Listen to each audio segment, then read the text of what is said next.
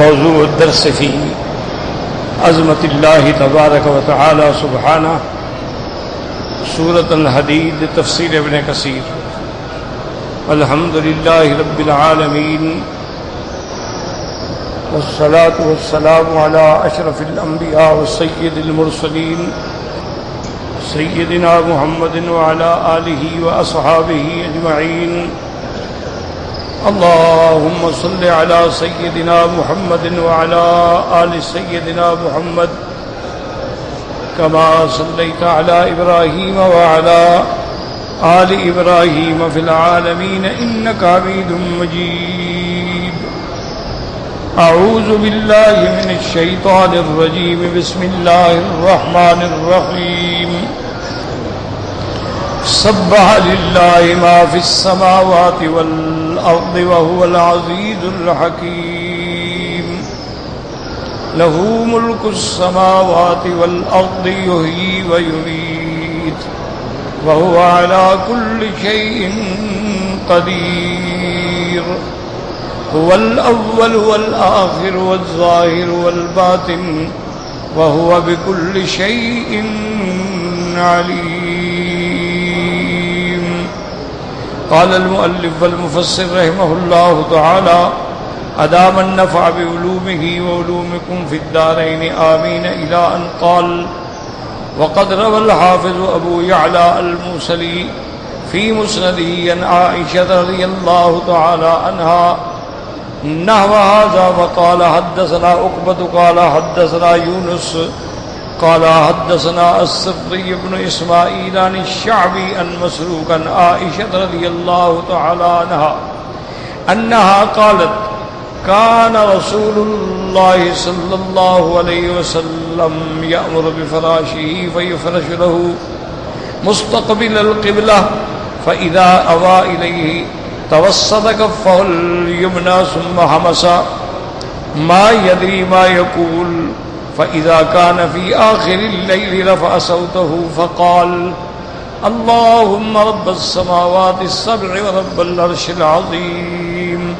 إله كل شيء ومنزل التوراة والإنجيل والفرقان، فالق الحب والنوى، أعوذ بك من شر كل شيء أنت آخذ بناصيته، اللهم أنت الأول والذي ليس قبلك شيء، وأنت الآخر والذي ليس بعدك شيء، وأنت الظاهر فليس فوقك شيء، فأنت الباطن وليس دونك شيء، اقضين الدين وأغننا من الفقر۔ السري بن إسماعيل هذا هو ابن أم الشعبي وهو ضعيف جدا والله أعلم۔ اب مفسر رحمۃ اللہ علیہ فرماتے ہیں کہ حضرت حافظ ابو یعلیٰ موصلی رحمۃ اللہ علیہ نے اپنی مسند میں یہ روایت نقل فرمائی ہے بی بی عائشہ سے۔ سیدہ عائشہ صدیقہ رضی اللہ تعالیٰ عنہ فرماتی ہیں کہ حضور صلی اللہ علیہ وسلم حکم فرماتے تو آپ کا بستر ہم بچھا دیتے مستقبل القبلہ، تاکہ آپ کا وجہ مبارک قبلہ کی طرف ہو۔ فَإِذَا أَوَى إِلَيْهِ تَوَسَّطَ كَفَّهُ الْيُمْنَى ثُمَّ هَمَسَ، جب آپ بستر پہ آتے تو اپنے بازو کو سرانے رکھ کے پھر اس کے بعد ہمسا یعنی آہستہ آہستہ کچھ کہتے جس کا ہمیں پتہ نہیں لگتا تھا کہ کیا فرما رہے ہیں۔ فَإِذَا كَانَ فِي آخِرِ اللَّيْلِ، اور جب تہجد کا وقت ہوتا اور رات کا آخری پہر ہوتا تو پھر رفع صوتہ، حضور صلی اللہ علیہ وسلم اپنی آواز بلند کر کے یہ دعا فرماتے: اللہم رب السماوات السبع، اے میرے پروردگار عالم، رب سات آسمانوں کے، ورب العرش العظیم، اور عرش عظیم کے رب، الہ کل شیء، ہر چیز کے آپ معبود ہیں، مقصود ہیں، منزل التوراۃ والانجیل والفرقان، اتارنے والا تورات کا، انجیل کا، قرآن کا، فالق الحب والنوى، پروردگار عالم جو دانوں کو پھاڑ کے اس سے نکالنے والا کھیتیوں کو، اور اسی طرح جو گٹھلیوں سے نکالنے والا درختوں کو، اعوذ بک من شر کل شیء انت آخذ بناصیتہ، میرا مولا میں پناہ پکڑتا ہوں ہر چیز کے شر سے جن کی پیشانیاں آپ کے ہاتھ میں ہیں، اللہم انت الاول، پروردگار عالم سب سے پہلے آپ ہیں، آپ سے پہلے کچھ بھی نہیں تھا، وانت الآخر، اور آپ سب سے بعد میں بھی آپ ہوں گے، لیس بعدک شیء، آپ کے بعد بھی کچھ نہیں ہوگا، وانت الظاہر، اور آپ کی صفات کے مطابق آپ بالکل اپنی صنعت کے اعتبار سے ظاہر و باہر ہیں، آپ سے اوپر کوئی نہیں، وانت الباطن، اور آپ ایسے چھپے ہوئے ہیں کہ آپ سے زیادہ محفوظ و مبتون کوئی چیز نہیں، اقضی عنا الدین واغننا من الفقر، یا اللہ ہم سے ہمارے قرض اتار دے، یا اللہ ہمیں فقر کے بجائے غنا نصیب فرما۔ لیکن مفسر فرماتی ہیں کہ صرف ابن اسماعیل اس میں جو راوی ہے وہ بہت ضعیف ہیں۔ وقال ابو عیسیٰ الترمذی رحمہ اللہ تعالی عند تفسیر هذه الآیہ حدثنا عبد بن حمید وغیر واحد لمعنى واحد قالوا حدثنا یونس بن محمد قال حدثنا شیبان بن عبد الرحمن عن قتادة قال حدث الحسن عن نبی ہریرہ قال بینما نبی اللہ صلی اللہ علیہ وسلم جالس واصحابہ اذ اتى علیہم صحاب فقال نبی اللہ صلی اللہ علیہ وسلم هل تدرون ما هذا قالوا اللہ ورسولہ عالم قال هذا الناز هذه رواية الأرض تسوقه إلى قوم لا يشكرونه ولا يدعونه ثم قال هل تدرون ما فوقكم قالوا الله ورسوله أعلم قال فإنها الرفيع سقف محفوظ وموج مكفوف۔ اب اس روایت مبارک میں حضرت امام ابو عیسیٰ ترمذی رحمۃ اللہ علیہ نے یہ روایت نقل فرمائی ہے۔ حضرت ابی ہریرہ رضی اللہ تعالی عنہ فرماتی ہیں قال بینما نبی اللہ صلی اللہ علیہ وسلم جالس، میرے آقا رحمت دو عالم صلی اللہ علیہ وسلم آپ تشریف فرماتے اور آپ کے صحابہ بھی رضوان اللہ علیہم، اذ اتا علیہم صحاب، نے ایک بادل آیا تو حضور پاک نے صحابہ نے فرمایا هل تدرون ما هذا، کیا جانتے ہو یہ کیا چیز ہے؟ صحابہ نے عرض کیا اللہ و رسولہ عالم، اللہ اور اس کے رسول جانتے ہیں۔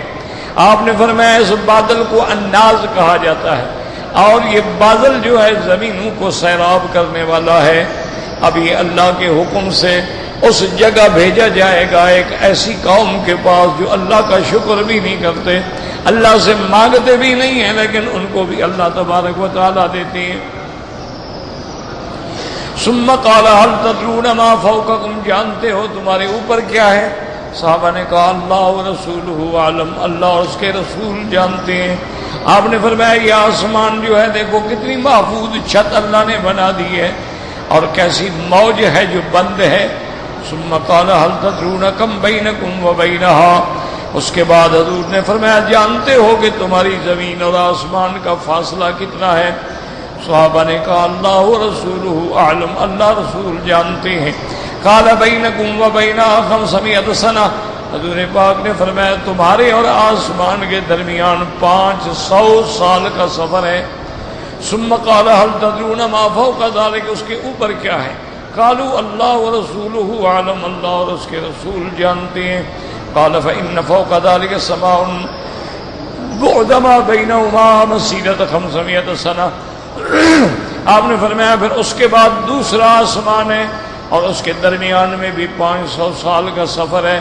حتی عد 7 سماوات ما بین کل سماءین کما بین السماء والارض، میرے آقا نے پھر 7 آسمانوں کا ذکر فرمایا، اور ہر آسمان کا فاصلہ دوسرے سے تقریباً 500 سال کا ہے۔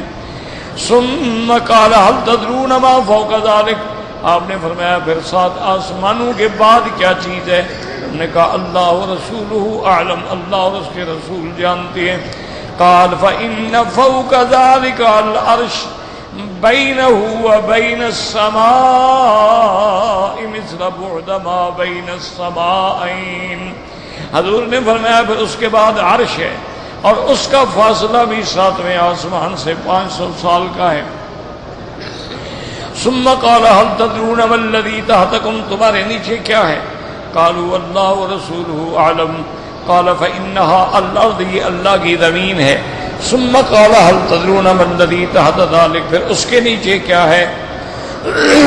ما الذي تحت ذلك قالوا الله ورسوله اعلم قال فإن تحتها أرضا أخرى بينهما مسيرة 500 سنة حتى أدى 7 أرضين بين كل أرضين مسيرة 500 سنة. حضور نے فرمایا پھر تحت یہ 7 زمینیں ہیں اور ان کے درمیان بھی فاصلہ جو ہے وہ 500 سال کا ہے.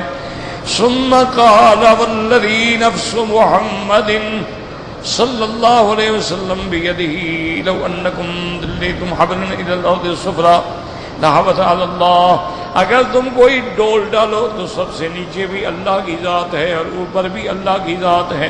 ثم قرأ هو الاول والآخر والظاہر والباطن وهو بكل شيء علیم.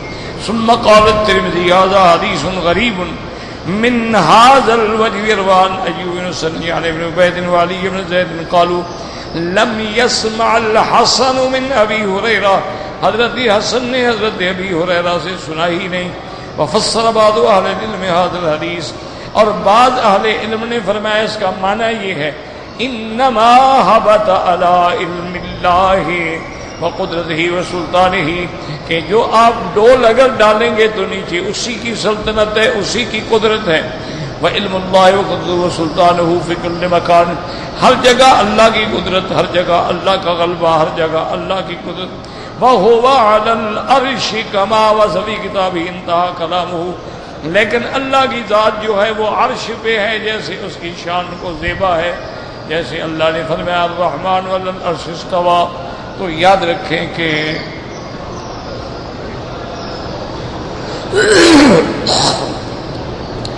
بعض چیزیں ایسی ہوتی ہیں جو بالکل واضح،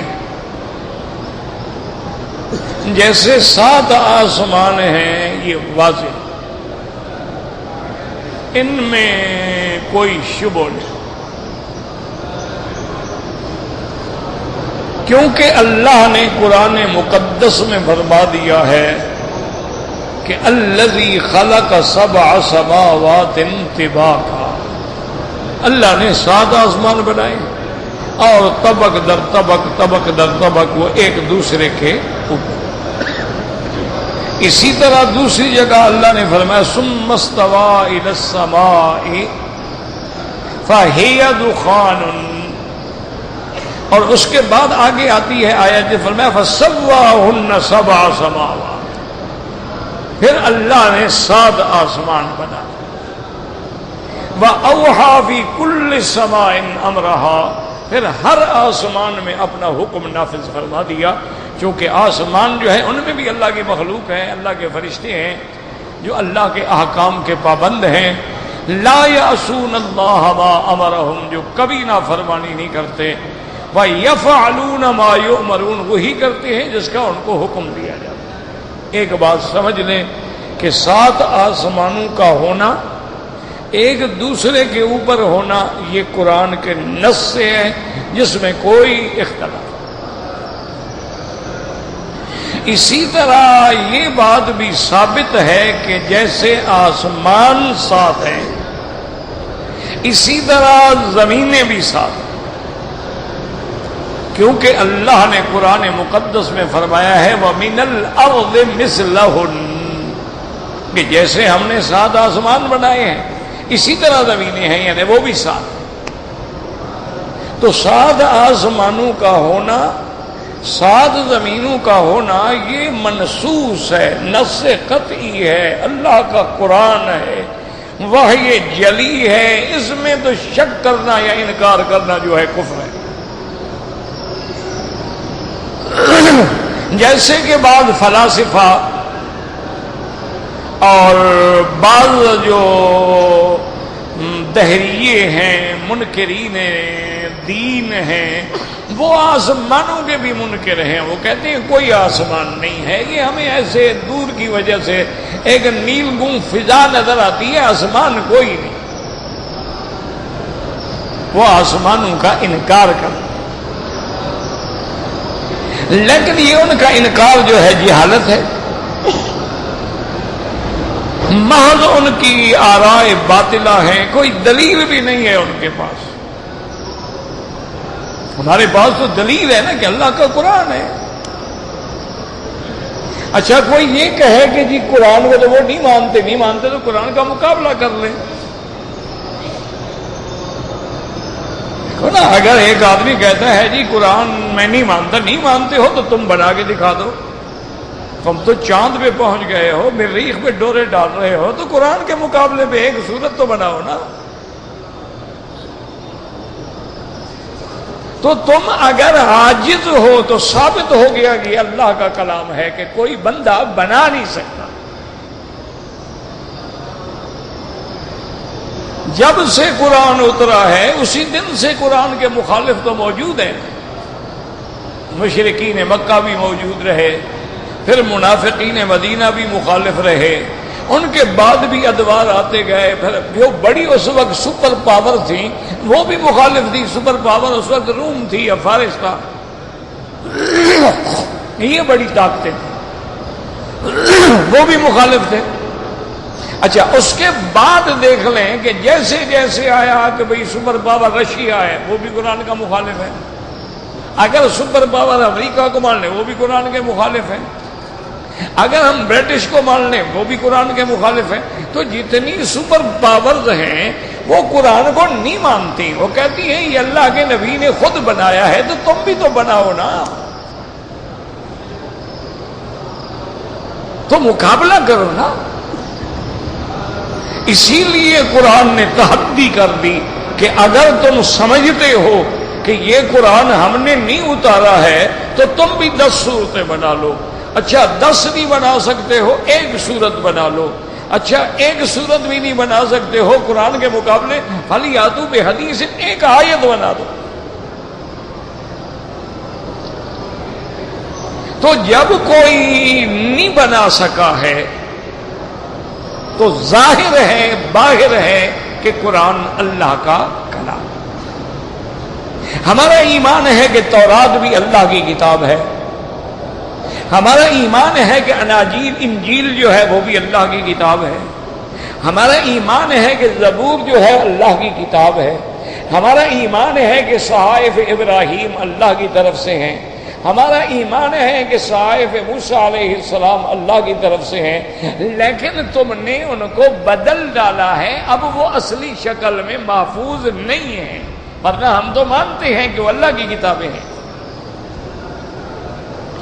اور ان کے بدل دینے کے بارے میں ہم کیوں کہتے ہیں؟ ہمیں قرآن بتاتا ہے کہ یحرفون الکلم عن مواضعہ.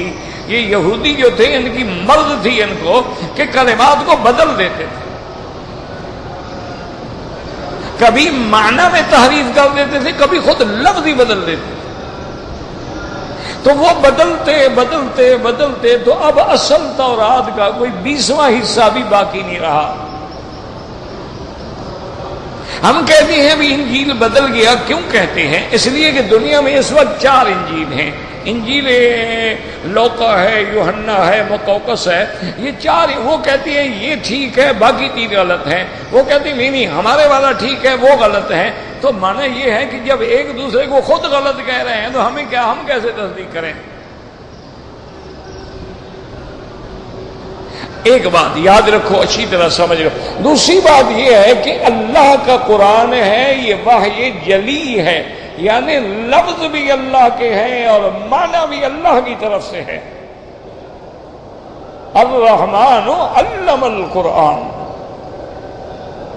خلق الانسان علمہ البیان. قرآن پڑھایا بھی اللہ نے اور بیان سکھایا بھی اللہ نے. اور اپنے محبوب کائنات صلی اللہ علیہ وسلم کو تو یہ بھی حکم دے دیا کہ حضور آپ کیوں تکلیف کرتے ہیں؟ جبریل پڑھتا ہے اور آپ آہستہ آہستہ دہراتے رہتے ہیں, آپ خاموش سن لیں. لا تحرک بہ لسانک, زبان مبارک کو حرکت بھی نہ دیں, بالکل نہ دہرائیں. ہماری ذمہ داری ہے, ہم قرآن کو جمع کریں گے, آپ کے سینے میں رکھیں گے, پھر قرآن آپ کو پڑھائیں گے. ان علینا جمعہ وقرآنہ فاذا قرأناہ, جب پڑھا جائے فاتبع قرآنہ, سنتے رہیں. ثم ان علینا بیانہ, پھر اس کی جو تفسیر ہے وہ بھی ہم بتائیں گے آپ کو. دیکھیں نا جیسے لفظ صلاۃ ہے، قرآن میں کتنے مقامات میں اللہ نے حکم دیا اقیم الصلاۃ، اقیم الصلاۃ، یقیمون الصلاۃ، مقیمی الصلاۃ۔ تو اب لفظ صلاۃ جو ہے اس کے تو معنی جو ہیں اتنے اقوال ہیں اس میں کہ صلاۃ کا معنی صلہ بھی ہے، کہ صلاۃ جو ہے یہ صلہ معنی جوڑنے والا، صلۃ بین العبد و بین الرب، یہ بھی صلاۃ کا معنی ہے۔ صلاۃ کا معنی رحمت بھی ہے، ان اللہ و ملائکتہ یصلون علی النبی، تو اللہ رحمت بھیجتے ہیں اپنے نبی پاک پہ، تو صلاۃ بمعنی رحمت بھی ہے۔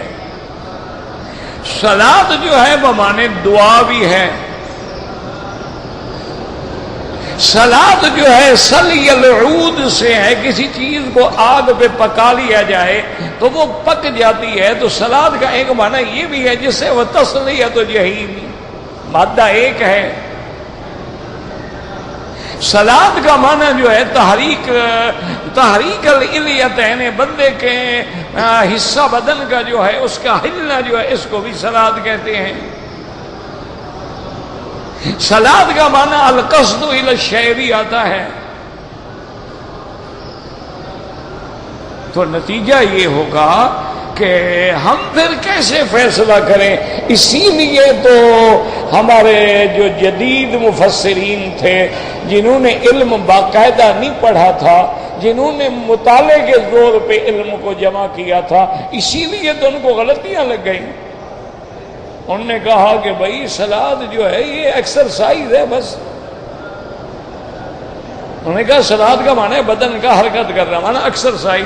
اس زمانے میں چونکہ جم نہیں تھے، اس زمانے میں ایکسرسائز نہیں تھی، تو اللہ نے نبی پاک کو حکم دے دیا تھا، تو یہ ایکسرسائز تھی۔ اب ہمارے پاس اور کئی ایکسرسائز کے طریقے آ گئے ہیں، اب تو ہم انڈور ایکسرسائز بھی کر سکتے ہیں، ہم مشینوں پہ کھڑے ہو کے بھی دوڑ سکتے ہیں، ہم سائیکل پہ بیٹھ کے بھی چلا سکتے ہیں، ہم ویسے لیٹ کے پاؤں جیسے سائیکل چلایا جاتا ہے ہلا سکتے ہیں۔ یہ ایکسرسائز ہے، یہ نماز مراد نہیں ہے۔ انہوں نے نماز ہی ختم کر دی۔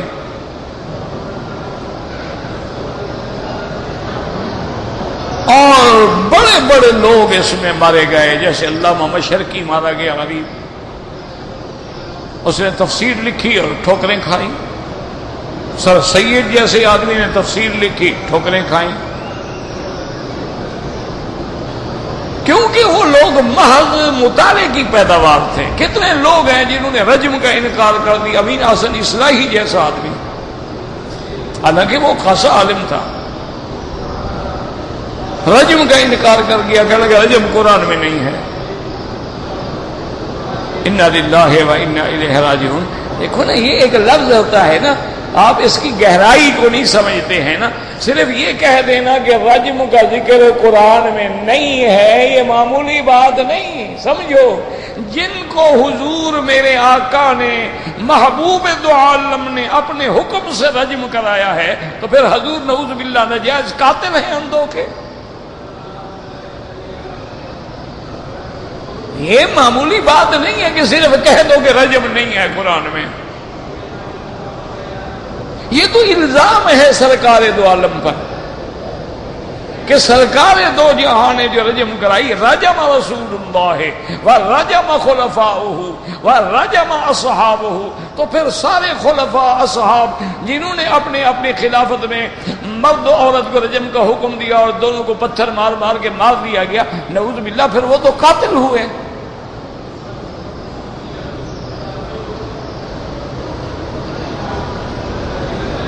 ٹھوکر کھا گیا بیچارہ، رجم کا انکار کر بیٹھا۔ اسی طرح سے بڑے بڑے مفسرین جو ہیں رفع عیسیٰ علیہ السلام کا انکار کر بیٹھے۔ انہوں نے کہا عیسیٰ علیہ السلام یہ نہیں ہے کہ ان کو آسمانوں پہ زندہ اٹھایا گیا، بس مانا اللہ نے ان کی شان اونچی کر دی۔ ٹھوکر کھا گئے، کیونکہ ان بیچاروں کو پتہ نہیں تھا کہ رفع کا صلہ الہ ہو تو وہاں حقیقی رفع ہوتی ہے، رفع کا صلہ لام ہو تو اور معنی ہوتا ہے، رفع کا صیغہ ضمیر ہو تو اور معنی ہوتا ہے، اور رفع کا صیغہ الہ ہو تو وہاں دوسرا معنی ہو ہی نہیں سکتا، وہاں رفع کی بل رفعہ اللہ الیہ۔ اچھا پھر جب رفع ہے وہاں نزول کی بھی میرے مدنی سرکار نے خبر دی کہ لَيَنزِلَنَّ عیسیٰ ابن مریم، اور احادیث نزول جو ہے وہ متواتر ہیں، درجہ تواتر کو پہنچ چکی ہیں کہ عیسیٰ علیہ السلام اتریں گے، تو اٹھائے گئے تو اتریں گے نا، تو جب اٹھائے نہیں گئے تو اتریں گے کیا مطلب؟ تو حضور پاک نے وضاحت کر دی کہ لَيَنزِلَنَّ عیسیٰ ابن مریم علی منارۃ شرقیہ بیضاء دمشق وَأَنَّهُ يَقْتُلُ الدَّجَّالَ وَيُكْسِرُ الصَّلِيبَ وَيَضَعُ الْجِزْيَةَ وَيَمْلَأُ الْأَرْضَ عَدْلًا وَقِسْطًا۔ میرے محبوب نے اعلان کر دیا عیسیٰ علیہ السلام اتریں گے، جگہ بھی بتا دی کہ اتریں گے دمشق میں، یہ بھی بتا دیا شرقی مینارے پہ اتریں گے، 2 فرشتوں کے کندھوں پہ ہاتھ رکھے ہوئے ہوں گے، اور حضور پاک نے نقشہ کھینچا، فرمایا ان کے بالوں سے پانی ٹپک رہا ہوگا، معلوم ہوگا جیسے ابھی ابھی غسل فرما کے آ رہے ہیں۔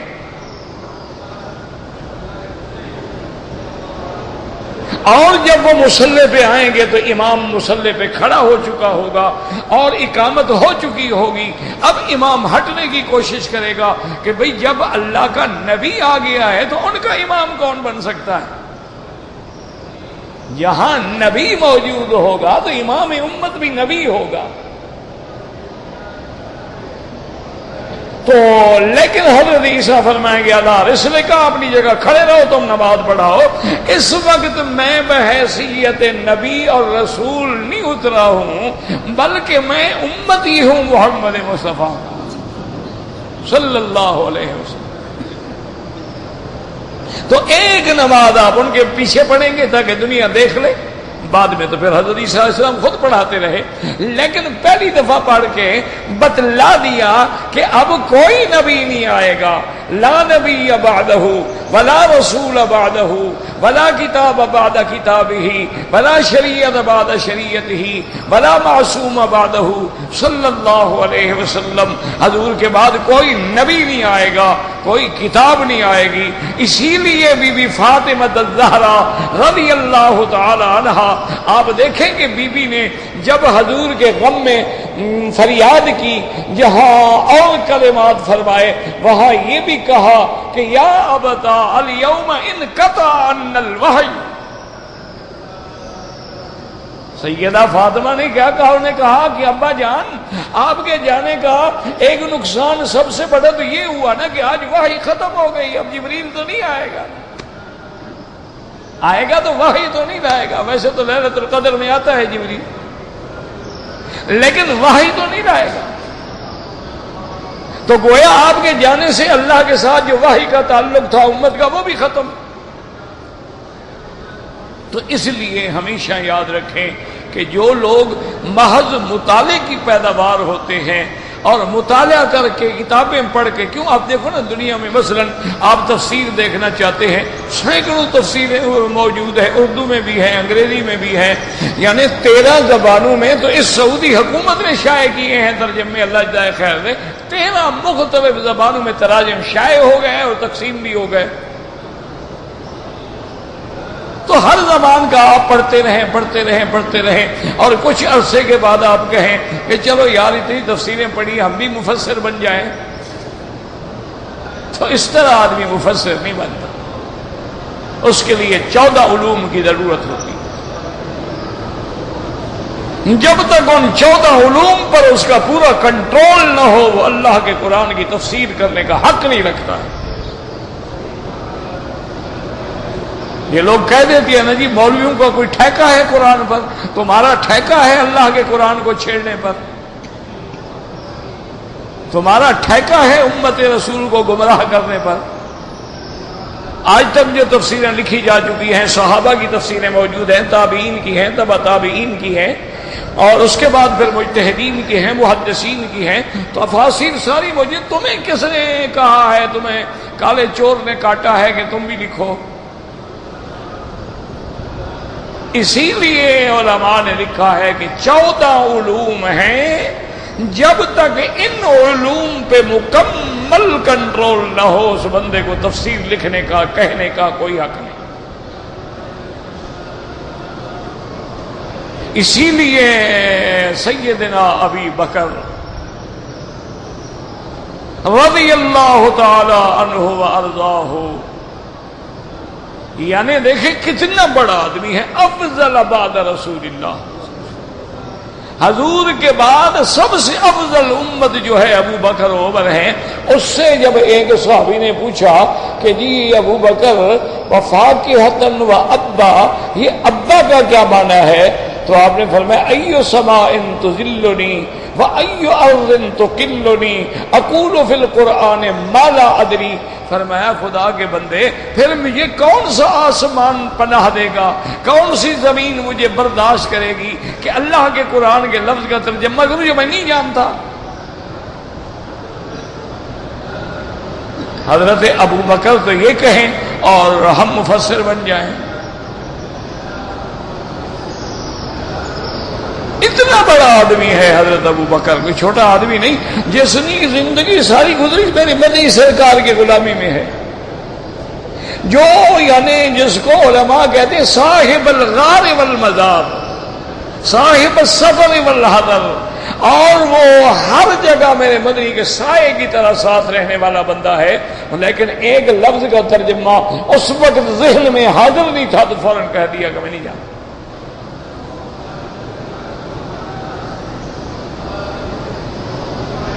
بڑے بڑے صحابہ، حضرت عثمان غنی، عثمان یہ وہ عثمان ذی النورین ثالث الخلفاء رضی اللہ عنہ، جس سے اللہ کے فرشتے حیا کرتے ہیں، لیکن آج بندے بھی حیا نہیں کرتے. انا للہ و انا الیہ راجعون.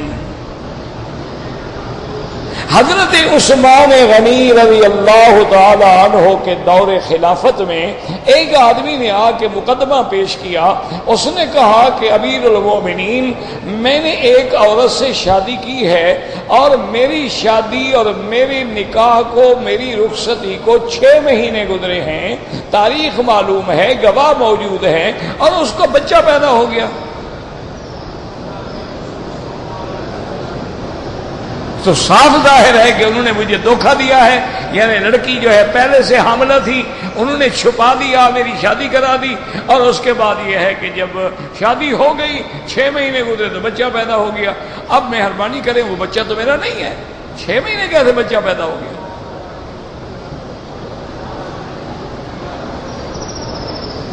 حضرت امیر المومنین عثمان ابن عفان رضی اللہ تعالیٰ عنہ نے حکم دیا کہ عورت کو پیش کرو.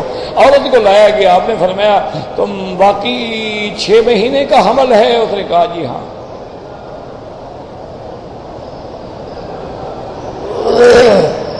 لیکن اس عورت نے کہا کہ امیر المومنین میرا خدا جانتا ہے میں نے گناہ نہیں کیا. اس نے کہا امیر المومنین خلیفہ رسول اللہ صلی اللہ علیہ وسلم، میں ہر قسم کی قسم دینے کے لیے تیار ہوں کہ میری عفت و عصمت پہ کسی نے ہاتھ نہیں ڈالا ہے. یہ پہلا بندہ ہے جس نے میرے ساتھ لیٹا ہے. میں نے کبھی گناہ نہیں کیا. اب اللہ 6 مہینے کے بعد بچہ دے، میں کیا کروں؟ حضرت عثمان نے فرمایا اچھا تم الٹا یعنی جرت کر کے اپنے خاوند کو جھٹلاتی ہو. بچہ تمہاری گود میں ہے، 6 مہینے کا پیدا ہوا ہے، اب بھی خاوند جھٹلا ہے تمہارا، تم پاک ہو. اپنے حکم دیا لے جاؤ رجم کرو. رجم کا معنی یہ ہوتا ہے کہ گڑھا کھود لو، اس میں یہاں تک دفن کر دو تاکہ اریاں بھی نہ ہو.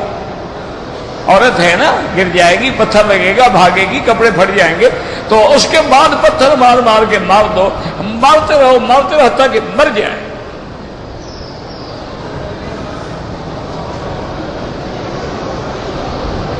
اسی لیے حدیث میں ہے نا الولد للفراش وللآخر الحجر، کہ اولاد اس کی ہوتی ہے جس کا نکاح ہو. زانی کے لیے تو پتھر ہے.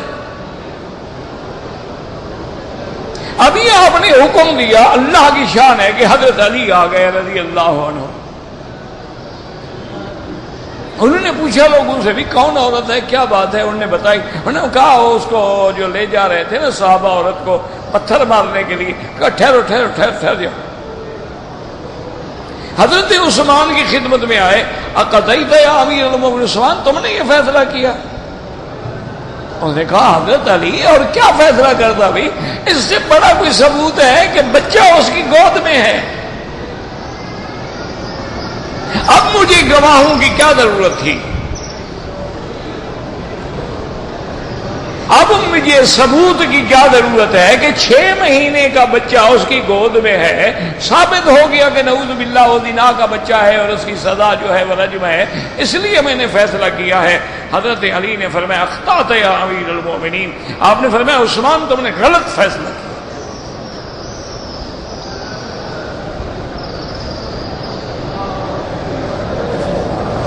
حضرت عثمان ہل گئے. لیکن صحابہ ہیں نا حق کہنے سے نہیں گھبراتے ہیں، اور صحابہ ہیں نا حق سنتے ہیں. تو انہوں نے کہا کہ علی کیسے غلط ہے؟ آپ نے فرمایا دیکھو قرآن کہتا ہے حملہ وفصالہ 30 شہرا. اللہ کا قرآن کہہ رہا ہے حملہ وفصالہ 30 شہرا، حمل اور دودھ چھڑانا ان دونوں کی مدت جو ہے وہ 30 مہینے ہے.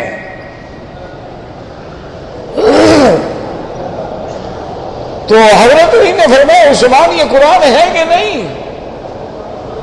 انہوں نے کہا بالکل ہے. انہوں نے کہا اگر یہ 30 مہینے ہے اور ادھر قرآن کہہ رہا ہے کہ مدت رضاعت کتنا ہے، حولین کاملین لمن اراد ان یتم الرضاعہ، کہ دودھ پلانے کی مدت جو ہے وہ 2 سال ہے. تو اب 2 سال اگر نکال لو تو باقی کتنے بچیں گے؟ 6 مہینے بچیں گے نا. 2 سال 24 مہینے ہو گئے، وہ مدت رضاعت ہے. تو باقی 6 مہینے بچے. قرآن کی آیت سے ثابت ہو گیا کہ حمل 6 مہینے کا بھی ہو سکتا ہے. حضرت عثمان نے کہا جزاک اللہ، اللہ تمہیں جزائے خیر عطا فرمائے. اور آپ نے فرمایا کہ میں ارجع عن قضائی، میں اپنا فیصلہ واپس لیتا ہوں. فرمایا بلاؤ ان کو. فرمایا فیصلہ ختم، کوئی رجم نہیں. صحابہ کہتے ہیں خدا کی قسم ہے جب وہ بچہ تھوڑا سا بڑا ہوا نا 1 سال 2 سال کا، تو ہم اس کو دیکھتے تو اپنے باپ کی کاپی تھا پورا. اس کا ایک ایک عضو جو ہے اپنے باپ سے ملتا تھا. اور سچی تھی، اس نے کوئی گناہ نہیں کیا، اسی کا بیٹا تھا. تو اس لیے ہمیشہ یاد رکھیں کہ مدت حمل جو ہے 6 مہینے بھی ہو سکتی ہے. اچھا اللہ کی شان دیکھیں، 8 مہینے یا 7 مہینے کا بچہ زندہ نہیں رہ سکتا، 6 مہینے کا بچہ زندہ رہ سکتا ہے.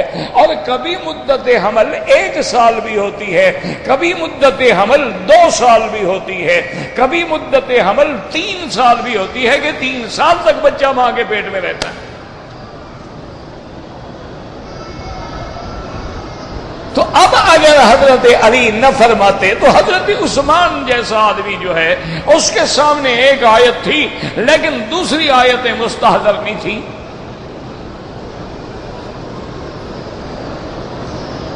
اسی طرح آپ دیکھیں کہ قرآن یہ نہیں ہے کہ جو چاہو ہر آدمی تفسیریں لکھنی شروع کر دے اور مفسر بن جائے،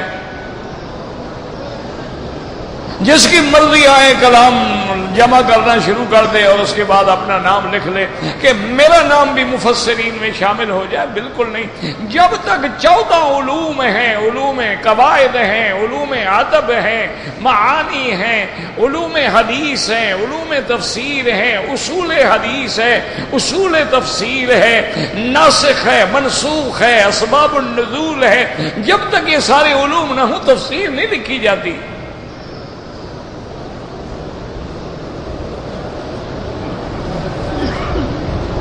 بڑے بڑے فیصلے ہوتے ہیں. حضرت عمر رضی اللہ تعالی عنہ کی عدالت میں بھی ایک عورت پہ زنا ثابت ہو گیا اور آپ نے اس کو رجم کا حکم دیا. حضرت علی رضی اللہ تعالیٰ عنہ کھڑے ہو گئے. ہم نے عمر کیا کر رہے ہو؟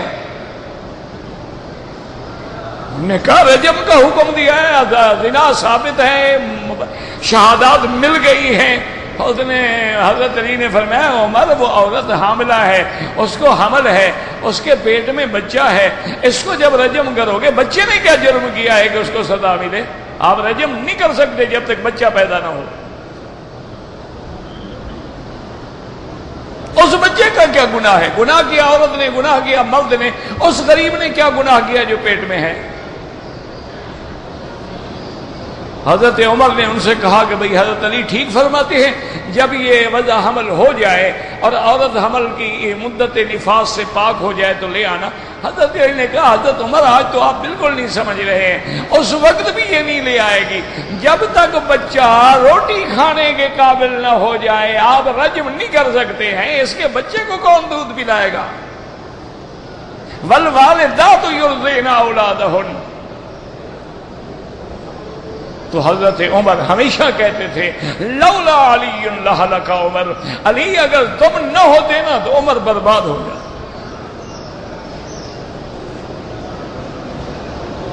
یہ تھے شان صحابہ. اور بڑا عجیب ایک واقعہ ہے کہ حضرت علی رضی اللہ تعالیٰ عنہ کوفے میں بیٹھے ہوئے تھے، اللہ کی کروڑوں رحمتیں ہوں آپ پہ. ایک آپ کا منکر تھا، خارجی تھا، مخالف تھا، اور وہ آیا اور دیکھا کہ بہت بڑا مجمع ہے. اس نے کہا حضرت علی رضی اللہ تعالیٰ عنہ میں نے آپ سے بات پوچھنی ہے، اجازت ہے؟ آپ نے فرمایا اجازت ہے. انہوں نے کہا حضرت کیا بات ہے؟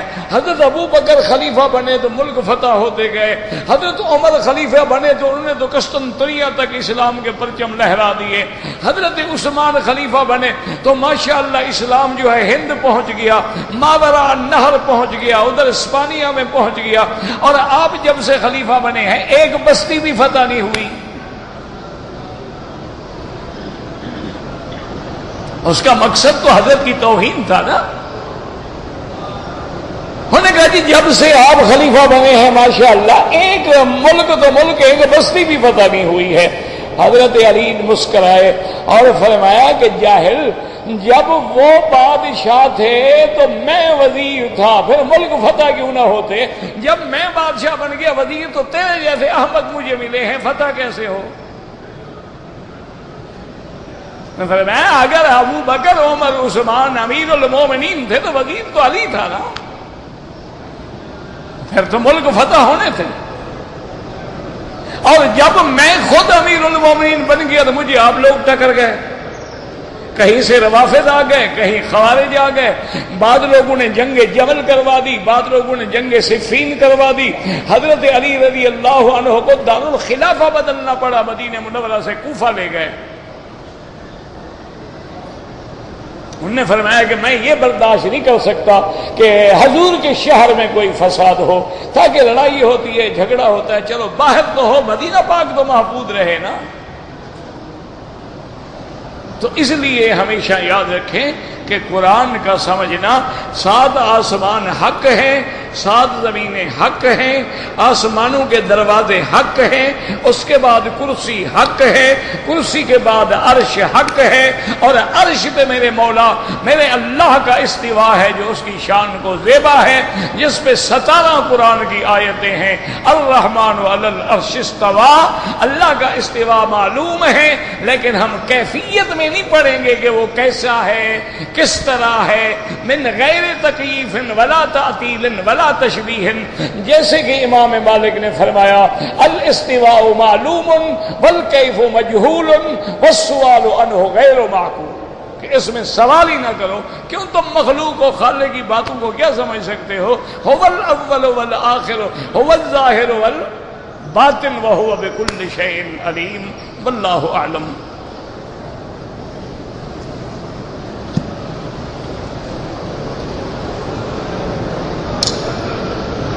اگر کوئی آدمی رکوع کے اندر صرف ایک دفعہ سبحان ربی العظیم کہتا ہے، کم سے کم درجہ جو ہے وہ 3 دفعہ ہے، ایک دفعہ نہیں. ایک ہے صیحت صلاۃ، وہ تو ہو جائے گی، لیکن اقل درجہ جو ہے وہ 3 دفعہ ہے.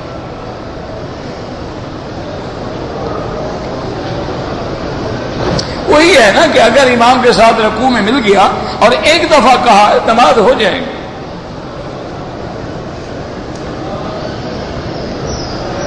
کہتے ہیں جی کہ نماز جنازہ میں سورۃ الفاتحہ پڑھنی چاہیے.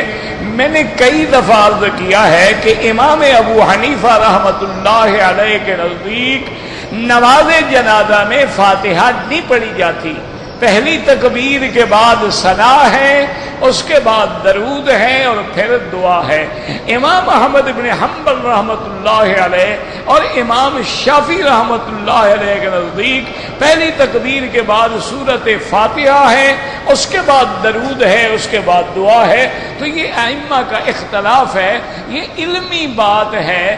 تم جیسے بھی الحمدللہ مسلک حنفی ہے، شافعی ہے، ہمارے سب حق ہیں رحمت اللہ علیہم اجمعین. لیکن ایک بات یاد رکھنا، جو پڑھتے ہیں نا فاتحہ جنازے میں، دلیل تو ان کے ذمہ ہے نا. اگر تمہیں کوئی حدیث مل جائے تو مجھے ضرور بتانا جس میں حضور نے حکم دیا ہو کہ جنازے میں فاتحہ پڑھو. اگر ایسی ایک حدیث بھی مل جائے، میرا وعدہ ہے کعبہ شریف میں پڑھوں گا. چونکہ جب حدیث مل جائے پھر اس کا انکار تو مسلمان کر ہی نہیں سکتا نا. لیکن مجھے ضرور دکھاؤ ضرور. میں طالب العلم ہوں، مجھے تو نہیں ملی. ہو سکتا ہے آپ کے علم میں، یا پھر تم قیاس کر رہے ہو کہ باقی نمازوں میں چونکہ فاتحہ ہے لہذا یہ بھی نماز ہے. تو قیاس تو تمہارے نزدیک شیطان کا کام ہے. قیاس تو تمہارے نزدیک جائز ہی نہیں، کیونکہ تمہارے پاس تو دلیل دو ہیں، یا قرآن یا حدیث. اور اگر حدیث مبارک مل جائے تو مجھے ضرور بتانا، میں انشاءاللہ تعمیل کروں گا. کہتے جی اکثر لوگ جو ہیں تبلیغ والوں کو کہتے ہیں یہ بدعتی ہے. تم ساتھ چلے جاؤ، جا کے دیکھ لو کون کون سی بدعت کرتے ہیں. جہاں جہاں وہ بدعت کریں سمجھاتے جاؤ. دور بیٹھ کے اعتراض کرنے کا کیا فائدہ ہے؟ تم ایسا کرو کہ ان کے ساتھ 10 دن 3 دن 7 دن 40 دن لگا لو اور دیکھو وہ کیا کرتے ہیں. جہاں وہ بدعت کریں پکڑ لو، بھئی یہ بدعت ہے، یہ نہ کرو، باقی کام کرو. تمہاری بھی ذمہ داری ہے کہ نہیں؟ ایسے لوگ کہتے ہیں. لوگ تو بی بی عائشہ کو بھی پاک نہیں کہتے، لوگ تو صحابہ کو بھی مومن نہیں سمجھتے، لوگ تو حضرت علی کے بھی منکر ہیں، لوگ تو حضور پاک کے معجزات کے بھی منکر ہیں، لوگ تو احادیث رسول اللہ کے بھی منکر ہیں. یہ کوئی دلیل ہے کہ لوگ کہتے ہیں؟ لوگ کا کیا معنی؟ امام کے ساتھ نماز کے بعد دعا کرے. ہر نماز کے بعد دعا کی جائے مقبول ہے. دوبر الصلوات المکتوبہ حضور نے فرمایا ہر فرض نماز کے بعد دعا مقبول ہے. حضور خود بھی کرتے تھے لیکن ہاتھ نہیں اٹھاتے تھے. دعا میں تو جھگڑا ہے ہی نہیں. اور دوسری جگہ حدیث میں ہاتھ اٹھانا بھی ثابت ہے، لہذا کبھی اٹھا لیا کبھی نہ اٹھایا. اگر ہم مکہ مکرمہ سے چھٹی پہ جائیں، جب واپس آئیں گے تو عمرہ کریں گے، بالکل آپ باہر سے آ رہے، جو مکے میں رہتا ہے اس پہ شریعت معاف ہو جاتی ہے. تو ایک دفعہ تمہیں عمرے سے چھٹی ملی، پتہ نہیں 10 سال کے بعد شاید نماز سے بھی چھٹی ملے مکے میں جو رہتے ہو. یہ کیا بے وقوفی کی بات ہے؟ جب آپ اپنے ملک میں گئے ہیں، آپ میقات کراس کر گئے ہیں، اب آپ نے احرام باندھ کے آنا ہے. عقیقہ جو ہے نا میرا بھائی 7ویں دن یا 14ویں دن، اب کوئی ضرورت نہیں. ان کو عقیقے کا بڑا فکر ہے. داڑھی روز مڈاتے ہیں، عقیقے کا مسئلہ پوچھتے ہیں. انا للہ و انا الیہ راجعون. عقیقہ سنت ہے، ہو گیا ہو گیا، نہیں ہوا نہیں ہوا، کیا ہو گیا؟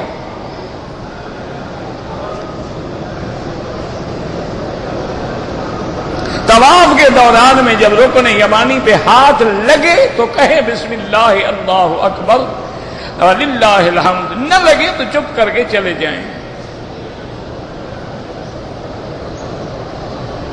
میرے کان سے پیپ آتی ہے، میں روئی رکھ لیتا ہوں، کبھی کبھی نماز میں نکل جاتی ہے، کوئی بات نہیں، آپ نماز پڑھتے رہیں، آپ معذور ہیں.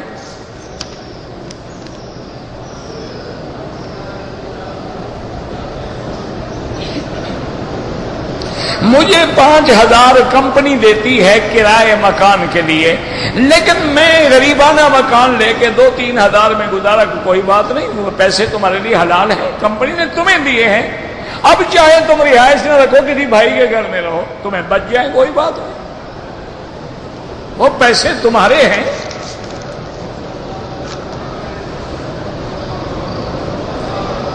میری اللہ جن کی بھی اولاد نہیں ہے ان سب کو صاحب اولاد فرما، اور جن کی اولادیں ہیں ان کو باحیا بنا، ان کو اپنا رسول پاک کا، والدین کا فرما بردار بنا۔ نماز جنازہ میں 1 سلام پھیرو تو جائز ہے، 2 سلام پھیرو تو جائز ہے، لیکن جتنے کلمات زیادہ کہو گے اجر زیادہ ہوگا یا کم ہوگا؟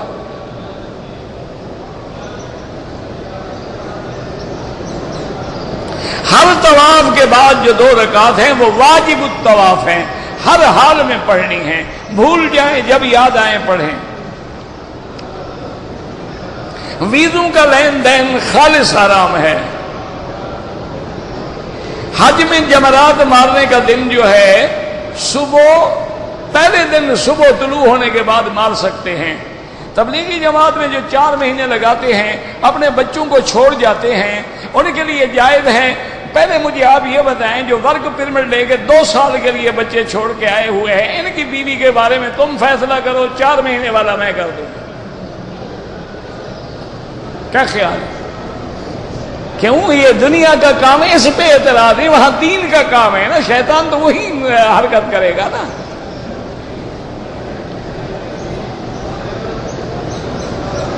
تو احناف بھی احادیث سے لیتے ہیں، جیسے حضور کے زمانے میں حضور امام تھے، پھر ابو بکر امام تھے، پھر اب ہمارے وقت میں جو امام ہیں ان کے پیچھے نماز پڑھیں گے، لیکن نماز تو وہی اللہ والی پڑھ رہے ہیں نا۔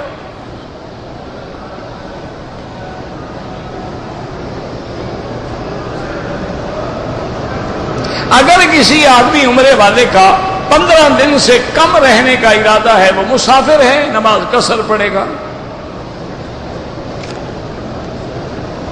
داڑھی منڈانا جو ہے پہلی دفعہ صغیرہ ہے، بار بار منڈانے سے گناہ کبیرہ ہے، اور اس کے بعد آدمی فاسق و فاجر ہو جاتا ہے۔ زندہ آدمی کے لیے کوئی عمرے کی ضرورت نہیں، اپنے لیے کرو، اس کے لیے دعا کرو۔ موبائل سے جو فوٹو بناتے ہیں بالکل حرام ہے۔ ہر مسلمان کے لیے پیر پکڑنا ضروری ہے؟ کوئی ضروری نہیں۔ کوئی اچھا آدمی مل جائے تو فائدہ ہوتا ہے کہ اس کی نگرانی میں آدمی رہتا ہے تو کچھ لحاظ ہوتا ہے، ورنہ نہ کرو نہ کرو۔ سفید پگڑی پہننا حضور کی سنت ہے، حضور نے کبھی سبز پگڑی نہیں پہنی، حضور پاک نے ساری زندگی سفید پگڑی پہنی ہے، اور ایک دفعہ جب مکہ فتح ہوا ہے تو سیاہ پگڑی پہنی ہے۔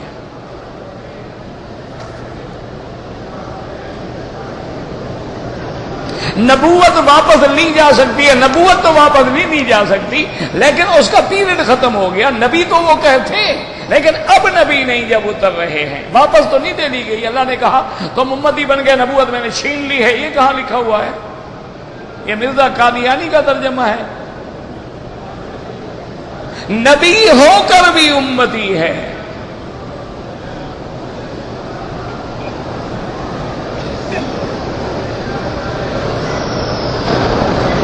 حضرت عیسیٰ علیہ السلام نے خانہ کعبہ کا طواف کیا، سب پیغمبروں نے کیا ہے۔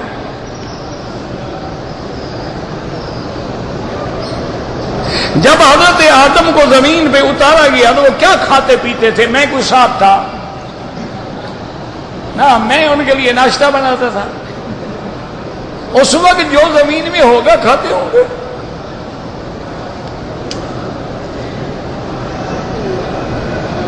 اسلام میں رفع یدین تو کہیں نہیں، رفع یدین تو ادب رفع یدین کے بھی باب ہیں، امام ترمذی نے باقاعدہ باب باندھے ہیں، تو دونوں حدیثیں پڑھا کرو نا۔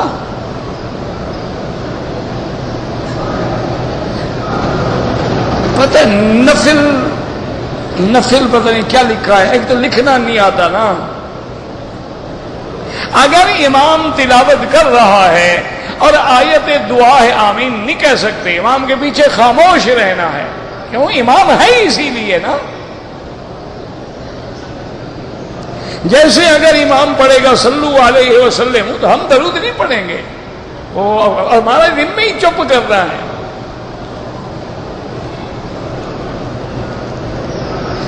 اگر عمرے کے احرام میں حجر اسود کو بوسے کا موقع ملے ضرور دیں، لیکن یہ دیکھ لیا کریں کہ تم سے پہلے کسی نے عطر تو نہیں لگایا، وہ عطر تمہارے منہ کو نہ لگ جائے.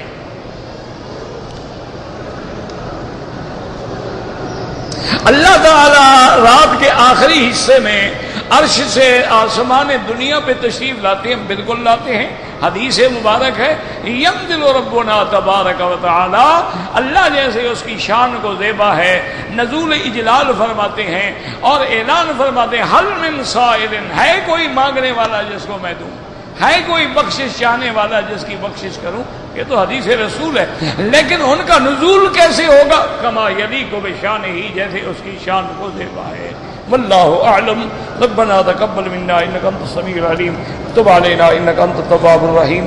اللهم اجعل لنا وللمسلمين من كل هم فرجا ومن كل ضيق مخرجا ومن كل بلاء عافيا. اللهم اشفنا واشف مرضانا وارحم موتانا واستجب دعاءنا ولا تخيب رجاءنا برحمتك يا ارحم الراحمين. یا اللہ عالم اسلام کی حفاظت فرما. یا اللہ اس بلد الامین کو قیامت تک ہر فتنے سے محفوظ فرما. یا اللہ پاکستان پہ رحم فرما. یا اللہ اپنا عذاب رفع فرما. یا اللہ اپنا عذاب رفع فرما. یا اللہ اپنا عذاب رفع فرما. اللہم لا تہلکنا بذنوبنا، اللہم لا تعذبنا بذنوبنا، اللہم اسعدنا فی الدارین، اللہم اقضی عنا الدین، اللہم اجعل لنا وللمسلمین من کل ہم فرجا ومن کل ضیق مخرجا ومن کل بلاء عافیہ. وصلی اللہ تعالی علی خیر خلقہ سیدنا محمد وعلی آلہ وصحبہ اجمعین.